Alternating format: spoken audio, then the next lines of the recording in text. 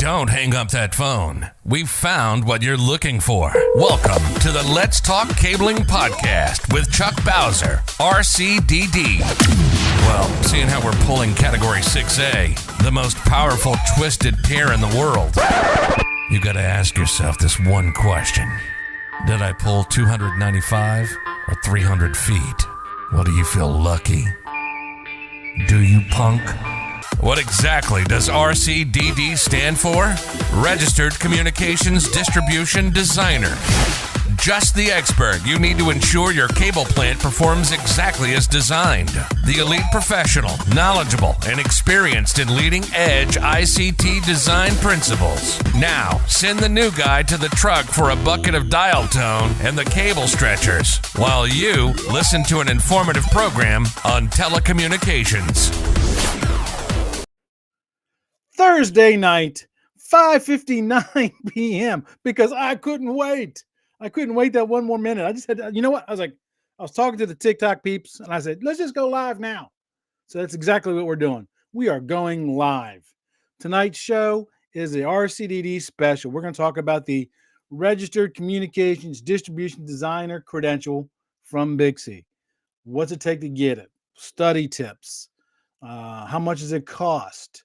Some study tips, right? All that stuff, because it's one of those certifications that is a must-have. But before we get too much in depth in all that stuff, we got to go through the regular acronym stuff, right? So the first thing is, what are you drinking? This is an after-hour show, so you can drink adult beverages here. That is allowed. But Chuck is drinking hot chocolate, because it's cold in Florida. It is cold. No, that doesn't mean it's 73 degrees, okay? Okay, it's supposed to get like in the 30s. 30s. So hot chocolate. Tell us in the chat box, what are you drinking? I don't drink coffee. So hot chocolate. So somebody says they're about to order Papa John's in the TikTok feed. I love hot chocolate. Now, that we also... Oh, I forgot to talk about the QR code. There we go. Where is my QR code? Oh, look, Kent is drinking tea. There you go. Kent, what kind of tea do you like to drink? My favorite is Earl Grey. What's your favorite? Let me know in the chat box. Michael is in the house. Excuse me. He's drinking coffee. Michael is going to be on a future episode of Let's Talk Cabling talking about RCDDs. He's working towards his. He also says it's something about 0 degrees in Toronto. Sorry. Yeah, no, I'm not a big fan of 0 degrees. Just not, right? Somebody says they're drinking Milo's. No calorie. I don't know what Milo's is. Is that kind of like Zevia? Like that soda that doesn't have no calorie, no sugar, any of that stuff? It is. Let me know. So let's move on. Let's talk about the QR code, not the QR code, the acronym challenge. So as you know, I forgot to upload it. Dang it. That was last week's. Hold on a second. Let me turn that off. Let me delete this live on the spot, changing this as we go. You see, this is how it happens sometimes. Just, literally up until about 4:30, I was outside working on, today I'm on vacation. I was working on, the chicken thing for my wife. So I literally came in and threw everything together. So here is this week's acronym, TDMM. Don't forget to spay or neuter your acronyms because we have enough. We don't need more. So in the chat box, tell us, what does TDMM stand for? I'll give you a hint. It has something to do with your RCDD certification. TDMM. Right? Somebody wants to know, how long did it take you to be a Bixby technician? From the time that I decided I wanted to have it, 3 months. So TDMM. Okay, nobody's answered. Oh, wait a minute. Kalen has answered. He said it's Telecommunications Distributions Methods Manual. Yes, that is exactly what it means, Kalen. Good job. Good job. So TDMM is the book that you're going to have to study in order to pass your RCDD certification. Okay, that's when you're going to have to pass. So let's also talk about last week's show, right? Came out on Monday. We caught up with Blake Ermos and found out what Low Voltage Nation was doing over the last year, what they're going to be doing next year. I'm also got Ray from Technology Worldwide coming on in next week, and same thing with them, what they did last year, what they do next year. I like to stay plugged into the low voltage community, so make sure you catch those episodes. Also, next Monday, I'm going to be interviewing ICT legend Chuck Lowerman. Yes, Chuck Lowerman. He's been on several committees, wrote several books for the industry. Several. He's an absolute talent of information. He knows a ton about our industry, right? Jesus says TDMM stands for Telecommunications Distribution Methods Manual. Very good. And the current version is the 14th edition. That's correct, Jesus. But I have heard that the 15th edition may be coming out soon. I've been little birdies whispering in my ears. Tony is in the house. Tony, how are you doing, my friend? Tony was in the last RCD study group that we had, and he gets to travel quite a bit. Hey, make sure you check out my Facebook, Tony. See what I did today. See if you can top that one, my friend. We're friends on Facebook. Yes. So let's get on with the questions. Okay, the questions. So the first two questions. Well, before we get that, there might be people in this room who don't know what RCDD means. It stands for Registered Communications Distribution Designer. It is one of the most sought after certifications in the ICT industry. The people who get their RCD certifications, they're easily recognized by employers, customers, engineers, IT staff. It is a highly recognized certification in our industry. And just by getting your RCDD, it could open up doors for new opportunities for career growth, new opportunities to land projects. Because a lot of projects come out that say you must have an RCDD on staff. You must have a Bixby technician on staff. So that is a good thing. And it's going to enhance your credibility because a lot of people, as soon as they see you have the RCDD certification, that automatically, for most people, will let them know, hey, this guy may know a little bit about the ICT industry. Now, there are some RCDDs out there that are just really good at passing tests, and so they're not so good at application. But you know what? It's like that. But the far majority of people who have the RCD certification are the pinnacle of people in the industry. So it's a great certification to have. Matter of fact, when I got my RCDD, I learned about it in the mid 90s. And I learned it from one of the guys at the shop I was working at the time. And he said he's going to get his RCDD. And I was like, what the heck is that? So he kind of told me what it was and said, well, there's only, at that time, I think like 5,000 of them in the US. And he says, it's got like an 80% fail rate. It's a really hard certification to get. I was like, yeah, it don't sound like something I want to do. I don't like failing. So I just kind of brushed it off. And then more and more people I knew were getting their RCDD certification. Oh, sorry, credentials. It's not a certification. It's a credential. I got to keep correcting myself there. Okay. And so a lot of people I knew were getting their RCDD. And I was thinking, man, I really need to start thinking about this. And then one day I heard about this guy who I used to work with who passed his RCDD exam. And this guy literally, I forgot more about the industry than this guy knew about the industry. And I was like, if that guy can pass that test, I should be able to pass this test. So I made the decision to pursue my RCDD. So I bought the books. I started studying. I made my own flashcards. I made my own cassette tapes. And shows you how long it was. And I would listen to my stuff in my truck driving to and from work. Then I took my first test. I failed it miserably. Very few people pass it on the first time. And I was not one of them. In fact, I'm jealous of those who pass it on the first time. So I failed it. And if you know anything about me, you know that if I fail at something, I'm coming back at it twice as hard. Hence the podcast, right? The podcast I did when I got sent to corporate to do some videos many years ago, I did so horrible they had to throw away all the stuff. They couldn't use any of it. Now look at me.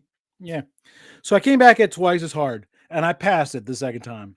Immediately, right after I got my RCD certification, I was offered a job by another company making $20,000 more a year.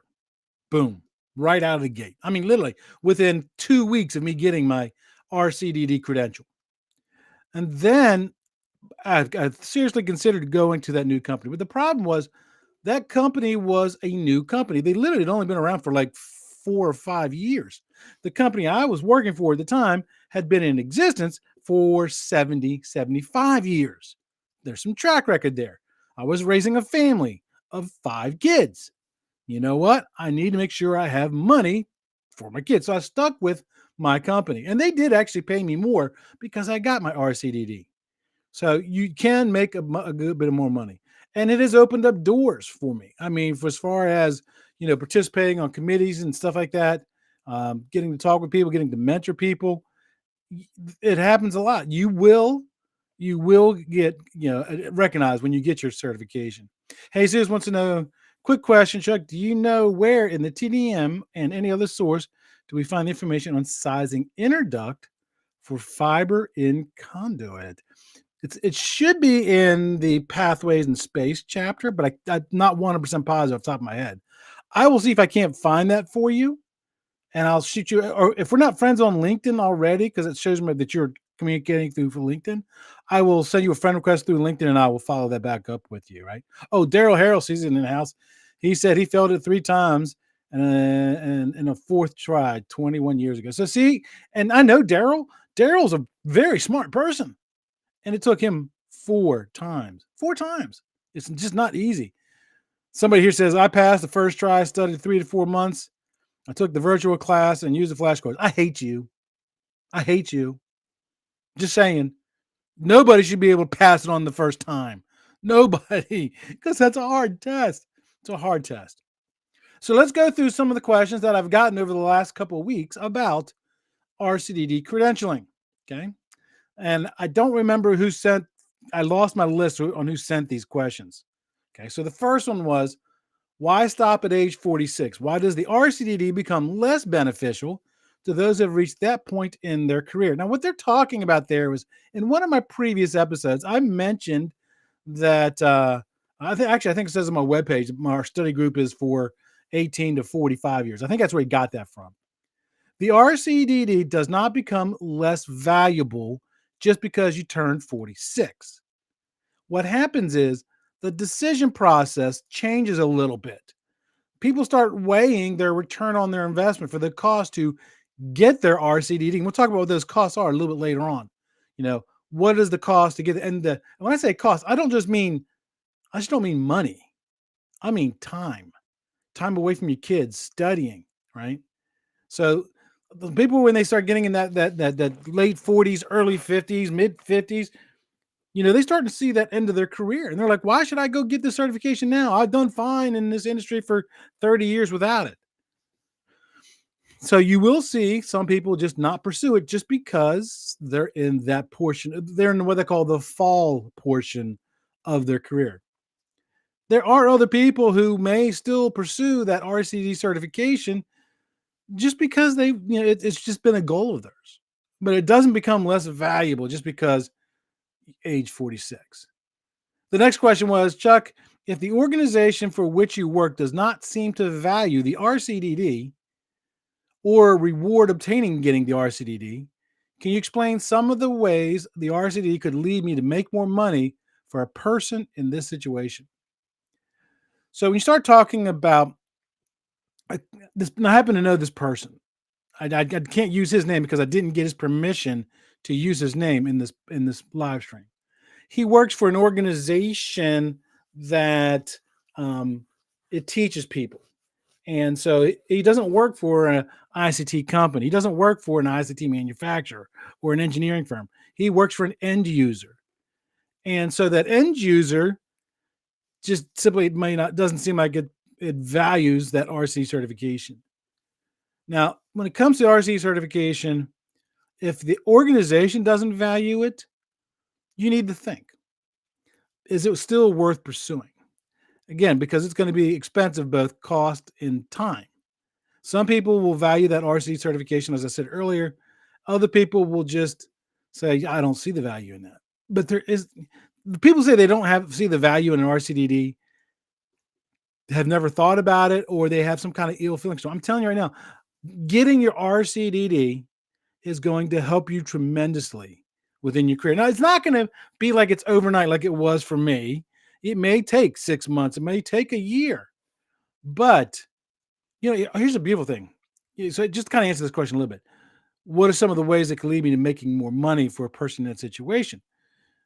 Well, when you start reading the TDMM, you start learning, and you can start making the application of that learning in your day job. And when they start seeing you can start doing more things, they should recognize additional skill sets. So that's one of the ways that you can do that. Another question, Chuck says, if you had to choose between your RTPM, that's your Registered Telecommunications Project Management credential, and the RCDD, considering the stress levels and the time commitment and the difficulty of passing the exam, would you say that the RTPM is easier from that perspective, or would you just go for the RCDD if you were making that commitment? And that is a really tough question. So right now they want me to know, which would I go for first? The RTPM, Registered Telecommunications Project Management Professional, or the RCDD? Okay. That's really a tough question. Let's first look at the content, okay? Because you're going to have to study content. When you look at the Telecom Project Management Manual, there's roughly about 300 pages. 300 pages, right? It has 5 chapters and 2 appendixes. So it's not that big of a book. It's actually in one single book. The TDMM has 22 chapters and 2 appendixes, just over 1,800 pages of content. So there's a lot more content that you could be questioned on that exam. So the real question becomes, how familiar are you with both principles, right? So somebody who's pursuing their RCDD, if you meet the minimum qualifications, 2 to 5 years, you've been in the industry for a little while, so a lot of that stuff is going to seem familiar to you, about 40%. There's a lot of stuff that you'll read in the TM that you never known before, but about 40% is going to be something you're going to recognize from seeing. When you look at the project management manual, our industry is good at labeling people with the title project managers, but they're not project managers, right? I mean, they got the title, and they might be processing timesheets, but guess what? They're not doing scheduling. They're not doing risk assessments. They're not doing, budgeted costs of work performed, budgeted costs of work scheduled. That's what a real PM does, right? So there's a lot of stuff in the project management realm in that book that may be unfamiliar territory, right? Another reason there's not as many study aids for the RTPM as there is for the RCDD. The RCDD, all you can do is go on Google and type in RCDD study aids, and you will find tons of them out there. Like Corey and Steve. Hey, in the chat box, if you know of an RCDD study thing, like Corey and Steve, something like that, put it in the chat box, and I will share it with everybody here. Okay, but there's way more for the RCDD than there is for the RTPM. Okay, now when you go test for the RTPM, you have 100 questions that you got to get done in 2 hours, right? And if you really want to have a good understanding of what's going to be on that RTPM test, right, I highly suggest that you look at the RTPM certification handbook. Okay, I'm putting the QR code right there. Okay, that's the TPM, or the Registered Telecommunications Project Management Certification Handbook. It's a QR code. Click on it. It'll take you right straight to Bixie's free PDF file, which talks about everything: the amount of study you have to put into it, how the exams, how it's broken down into what percentages. It's going to tell you the application process, all that stuff. It's a really good resource for you. Now, in that book, it actually suggests that you have to read the Telecommunications Project Management Reference Manual. Okay, that's it. We're in the 2nd edition now. You do have to read that. And they also recommend that you do a minimum of 125 hours of study. And Bixie also recommends that you take a couple classes, the PM 101, which is the foundations for project management, the PM 2.0, I'm 102, I mean, applications for project management, and the PM 103, which is advanced tools for project management courses. Those are all part of what they recommend for their study to help you be successful in getting your RTPM. When you look at the actual exam, 56% of that exam is on project initiation, right? And that means designing proposals, responding to requests for proposals. 29% is for project execution, 15% is for project closure. Now let's compare that to the RCDD certification. The RCDD certification, you have 100 questions that you got to get through in 2.5 hours. Okay, so they actually give you a little bit more time. Now, the suggested study for that exam, if you have between 2 and 5 years of experience, okay, is the DDD 101 course, the DD 102 course, and 150 hours of study. And they also suggested you buy the Bixby flashcards and attend the Bixby RCD test prep course. Okay, so that's a lot of stuff. If you have over 5 years of experience, they actually recommend that you do 125 hours of study. Okay. Now, how's that RCD test broken down? 10% is on defining the scope of an ICT project. 66% is designing it. 9% is supporting the bid process. 15% supports the installation process.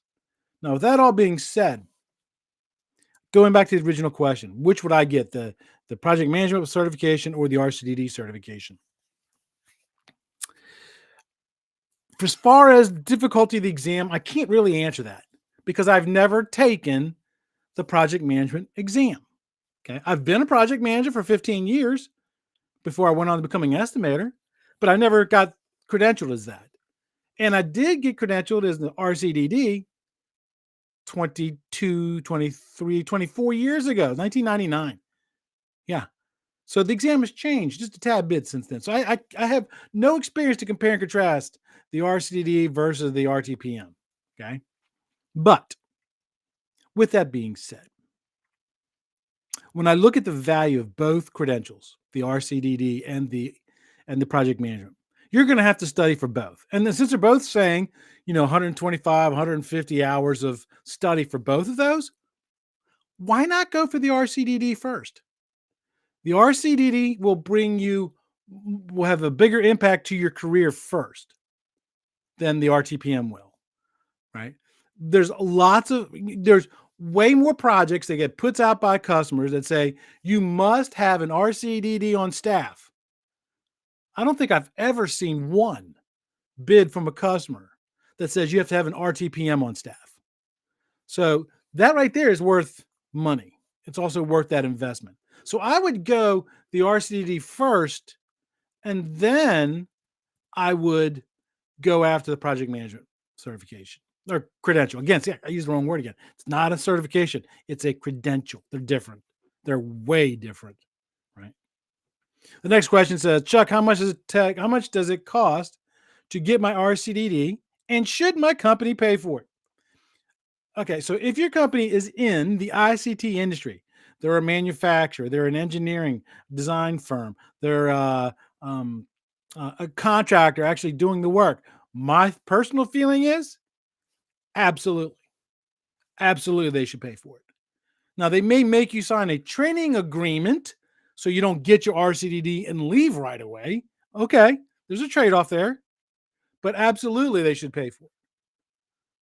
Let's talk about those costs. Now, there's two different tiers, okay? There's the tier if you're a Bixby member. There's a tier if you're not a Bixby member. Obviously, if you're not a Bixby member, it's going to be more expensive. If you are a Bixby member, there's two things at minimum you have to do. You have to go out and pay for the exam application fee and buy a copy of the TDMM. Hence, that's why it was part of the not the QR code, part of the acronym challenge today, because the exam is based on the TDMM. Okay. So it's if you're a member, it's $510 to take that test. It's $725 if you're a non-member.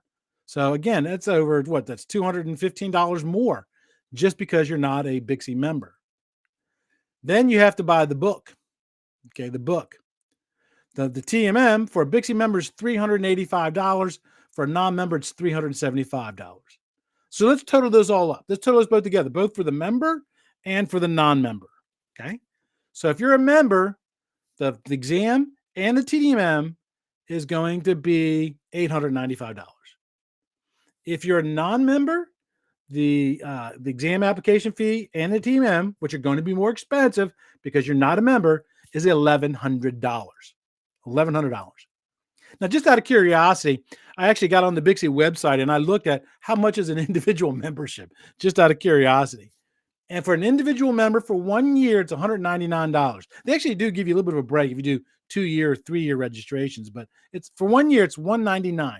So if you become a Bixie member first, and then you pay for your exam fee, and then you buy your TDM, you actually save about $6, right? Now, $6 doesn't sound like a whole bunch, but guess what? If you have to go do that retake, they charge you for the retake. You get a discount on that.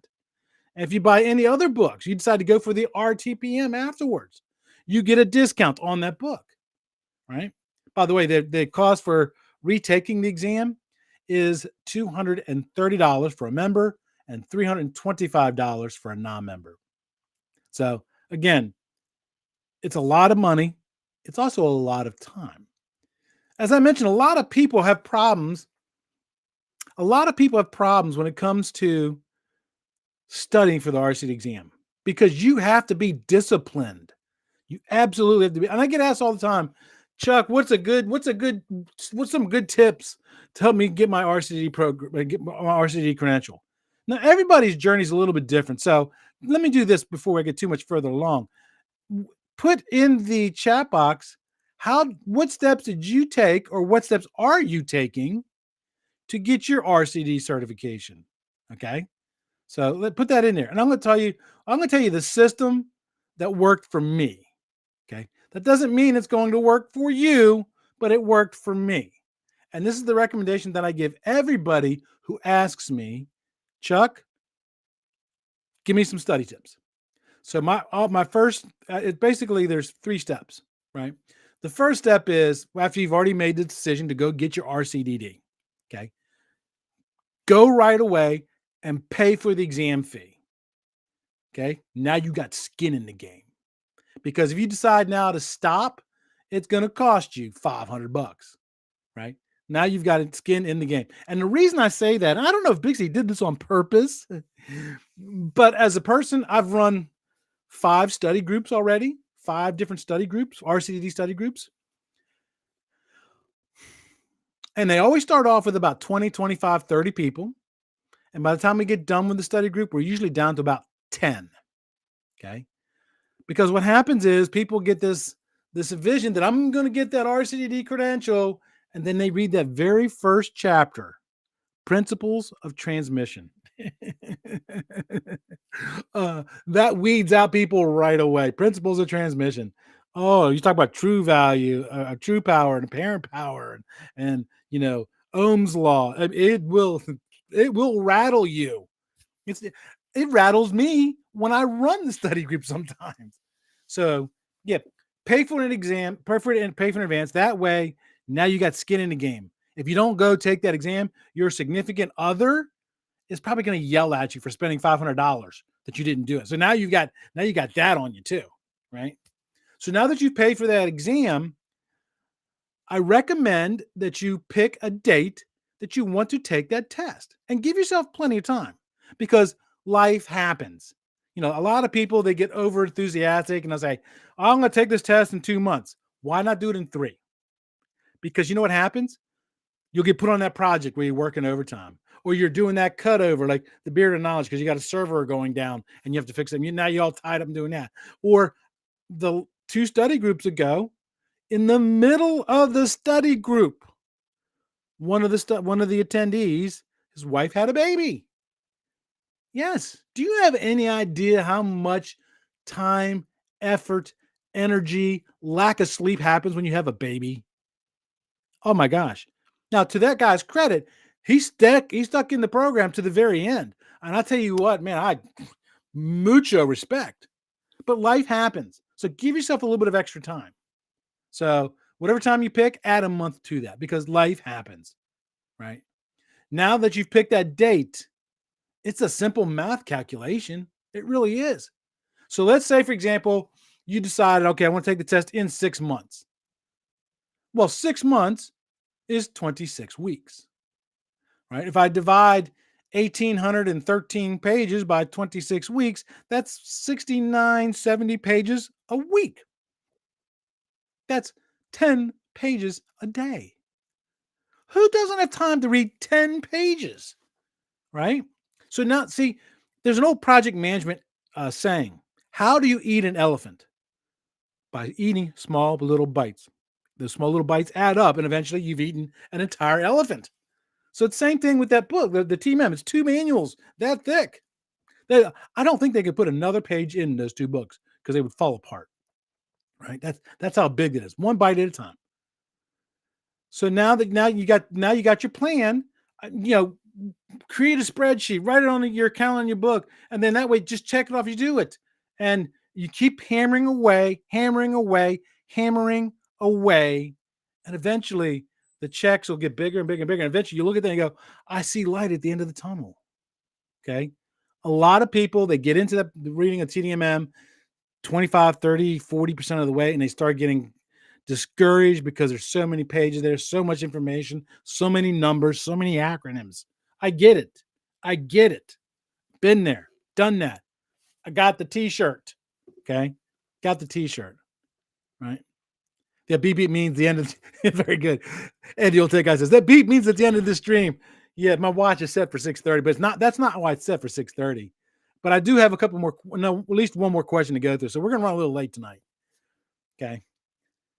Now, once you've done that, now you've got your reading plan in place, the next best thing you can do is either join or create an RCDD study group. Okay. That's the best thing you can do. Now, there's many good reasons why you might want to do a study group. Okay. Right. And there's lots of good reasons. And one of the reasons that you might want to do a study group is because of accountability. Accountability. Right. If you're in a study group and you know that everybody's reading 70 pages a week, and you know when you get on whatever day you guys, and you can do them virtually, you can do them via the telephone. If you all work for the same company, you can meet in a conference room at night. It can be as simple or as complicated as you want it to be. Okay. That accountability is going to keep you reading. It will. It will. Okay. So that's the biggest benefit of a study group. And like I said, you don't have you can create your own study group. Matter of fact, I have an RCD study group coming up in January. We're starting, I think, the 3rd week in January. So if you're thinking about pursuing your RCD certification, make sure you follow that QR code right there. Okay, I'll leave that up for a while. That'll take you to the page on our webpage, tells you the process and all that stuff. Another thing that happens when you're in a study group is what I call group learning. Group learning, because when a few people get together to discuss what they've read and they start bouncing ideas off each other as a group, you all lift each other up. You will work your way through the problem. It's a great way to see it, because not everybody interprets the stuff that they read the same way. That goes for the Bible. That goes for the TMM. Okay. 2 people can read, chapter 1 on the TMM, and 2 people get 2 different versions out of that. And what I have found, being a veteran of running 5 RCDD study groups, is because I've had people in the groups, while you might, like, for example, let's say you start getting into DAS, right? Start the DAS chapter, start reading about, distributed antenna systems. I'm not really good on DAS stuff. But not the last study group, but the study group before that, one of the guys in there, that's what he did for a living. He didn't know much about, fiber optic cabling and stuff like that, but he knew DAS really well. So he helped lift everybody up with a better understanding. That's a good thing about having that accountability group, that study group, right? It really is. Okay. Last question. See, I told you we're going a little over today, Mr. Ed. if I get my RCD certification, will I have to maintain my certification? Dad always said, if anything's worth getting, it's worth keeping. Yes, there are some things you're going to have to do to maintain that RCDD credential. Okay. So why?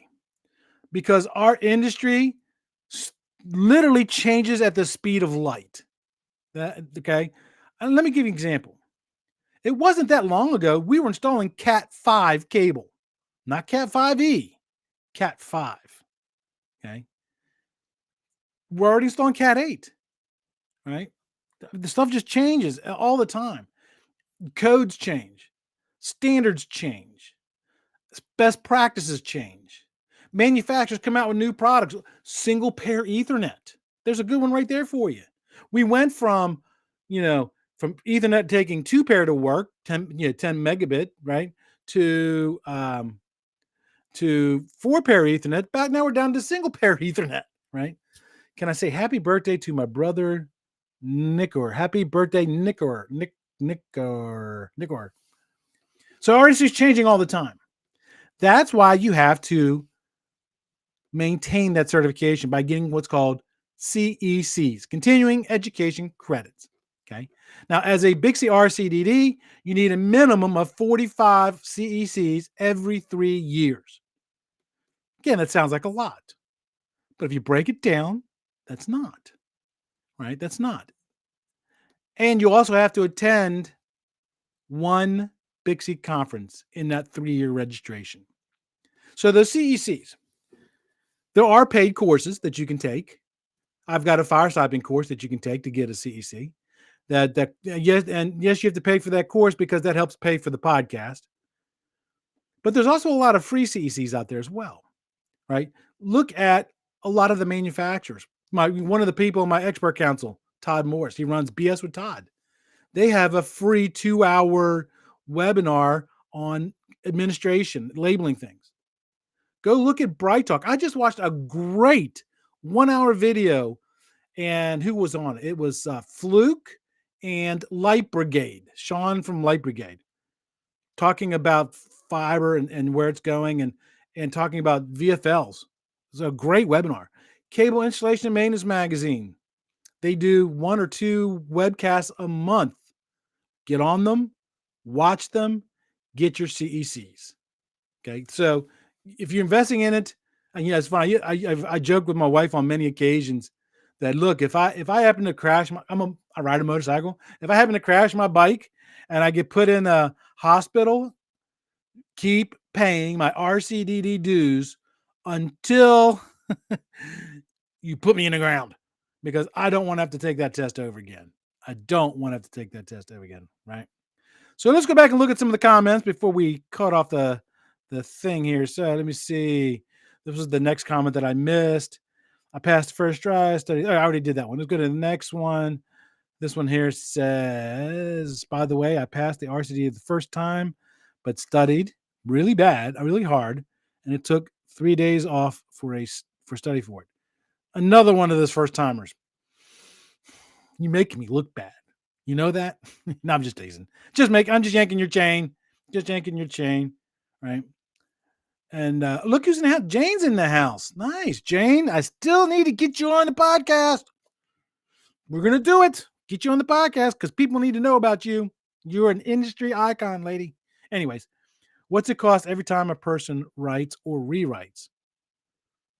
Yeah.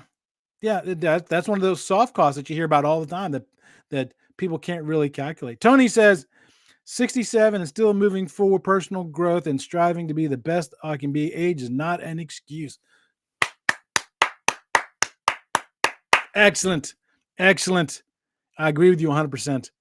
I am 59 years old and I'm probably not going to retire. And I had life hit me hard this week. I have a cousin. If you're on TikTok, one of the other ones, you already know this. I had a cousin pass away last week.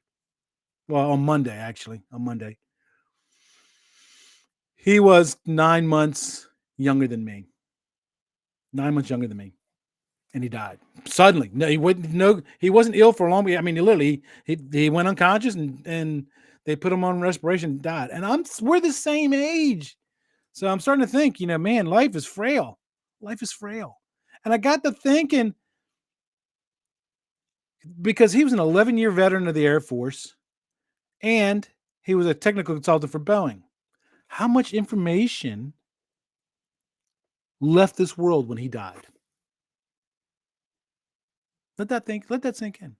I had somebody actually tell me the other day in a direct message when they were sending me the condolences, and I don't think this person meant this bad, but he said, Chuck, all that information's in a book somewhere.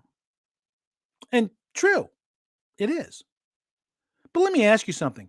If I give you a 3-page technical document on how to terminate a splice-on connector, fusion splice-on connector, or I give you somebody to teach you how to do it, which is better? Which is better? They're both the same information, right? So my point is, you've got knowledge in your head. Why don't you start passing it on to other people? Start mentoring people, okay? Before it gets lost. I'll move on. I don't want to bring this down. There is a design consulting project manager, and there's a construction project manager.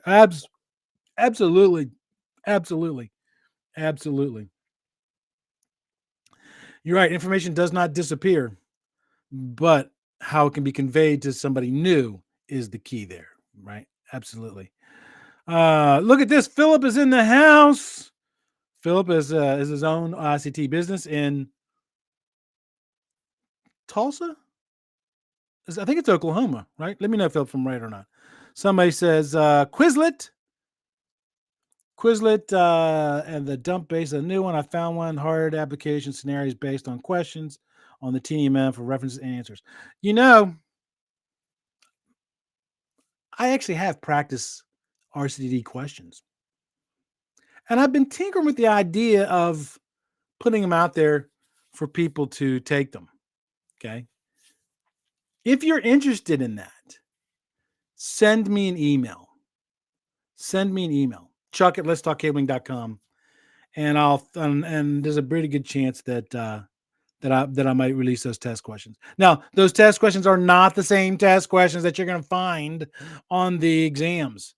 They're just a good guide to help you understand if your studying is going well. Okay. All right. As a matter of fact, Tony was in one of my study groups. Tony's seen those exams, right? But we recommend the same thing: study group, flashcards, independent study. Corey and Steve. Jim is in the house. Jim Parson. The third week is when it releases. Oh, the third week in January? Is that what you mean by that, Jim? Because I heard different. I heard that there's still, well, no, I'm not going to say that. I'll leave that where it is. So right now, probably is. So let me see. I've read my son's 14th edition, TMM, and Quizim on the ride to work. Very different from the version 9 that I studied. I hear you. I got mine on version 8. Version 8. Yep. Somebody recommends Corey and Steve. Absolutely. Somebody asks here, is that on top of tech CECs?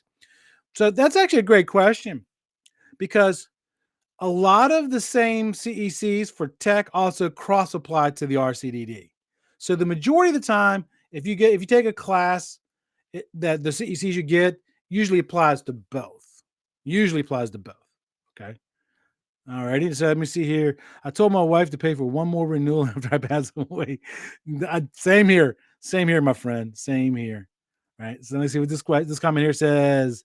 There he is, longtime brother. What did I miss? You missed a lot. I actually went over today, 43 minutes. I actually went long today, right? So I went long. Let me hear one more question. Chuck, I'm 2/3 of the way through my RTPM studying and accomplished the PM 101 already. Tough, but doable. My question is it worth it to have? Will it make a difference? Okay. With not knowing the specifics for your thing, Making a difference. You mean make a difference financially, or making a difference and making you better at your job? If you're talking about, is it worth it making you better, more efficient, and more precise as your job as a project manager? Absolutely, it is worth it. Absolutely is worth it. Financially, just depends. Does the company you work for value that certification? Right? That's the key. Um, because up until Bixby released their project management stuff, our industry would literally just take the best project foreman and put them in the roles of project manager, right? Just because you're a good project foreman doesn't mean you're a good project manager. Does not mean it. Okay? Does not mean it. Because project management skills are a little bit different. You're balanced. Project foreman, you're about making sure your crew gets the work done, making sure the schedule is done, making sure the customer's happy. Project manager, you're doing all that. Plus, you're doing scheduling, tracking material costs, tracking labor costs, doing change order management, scheduling. There's a lot more stuff going on, and you're typically managing a couple of projects at a time. So yes, the project management certification is definitely well worth it because it's going to make you more efficient. And if it makes you more efficient, sooner or later, somebody's going to notice in your company that your skills have improved. And when your skills improved, you're going to get more money. You're going to get more money, right? And if they don't, there's a company out there that'll do it. That'll pay you for it. Absolutely. Will the company care if I have it or not? That's a good question. I don't know. I kind of touched on it already. I think you said that there. Yes. So it just kind of depends on the company. I know people who've gotten their project management certification and the company didn't even burp at them. Okay. I know a couple of people like that. But I also know some other people that got their certification. There's some companies out there like IES and Vision Technologies and a couple others that they value education. And if you get certification, if you take a class, they realize you're a more valuable employee and they will reward you for that. If your company's not doing that, you got to ask yourself, is it worth it still staying here? Okay. Is it worth it still staying there? And I don't mean that, but to be harsh, but some people will stay in their job because they like the company they work for. They like the benefits. They like, they see the long-term vision. Not everybody works for a paycheck. So that kind of really all depends. It just kind of really all depends. Thank you, Jane. I appreciate that. The world is not a bright of a place without my cousin Johnny. It really isn't. I appreciate that. And then this is the last one, and then we are going to go ahead and go away for the evening because I'm already 46. I'm surprised my wife's not yelling at me. Vision tried to hire you. You must be in the DC area because that's where Vision is. Vision is a great company. My brother works for Vision. That's why I know it's a great company. And I deal with them all the time. I'm with Watcher, and I'm fairly certain that they appreciate education. And you know what? That's a great company to work for. That's absolutely a great company to work for. It truly, truly is. All righty, we are going to go ahead and cut this off, and because I'm already running late. Until next time, everybody, remember, knowledge is power. Take care.